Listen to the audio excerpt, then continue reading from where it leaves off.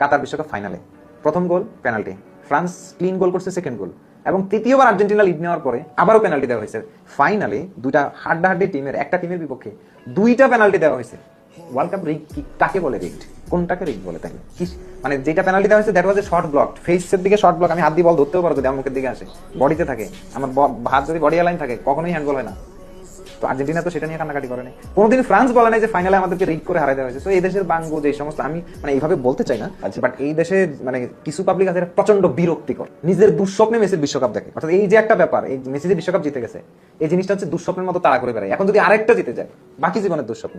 ওই যে ইব্রাহিম বলেছিল যে বাকিরা যখন জেতে তখন কোনো প্রবলেম হয় না, যখন মেসি জিতে তখন সবকিছু রিগড হয়ে যায়, সবকিছু নষ্ট হয়ে যায়, সবকিছু তখন খারাপ হয়ে যায়। এটার কারণ হচ্ছে আসলে মেসির সাথে আর কোনোভাবে কম্পিট করা যাচ্ছে না, মাঠে কম্পিটিশনে টেকা যাচ্ছে না, খেলায় টেকা যাচ্ছে না। মানে যারা রিগ বলে চিল্লাচ্ছে তারা বলেন যে মেসির এই 8 গোলের মধ্যে কোন গোলটা রিগড? বিতর্ক আসলে একটা প্লেয়ার যে গোল করে যাচ্ছে তারা আপনি রিগিং করবেন কি?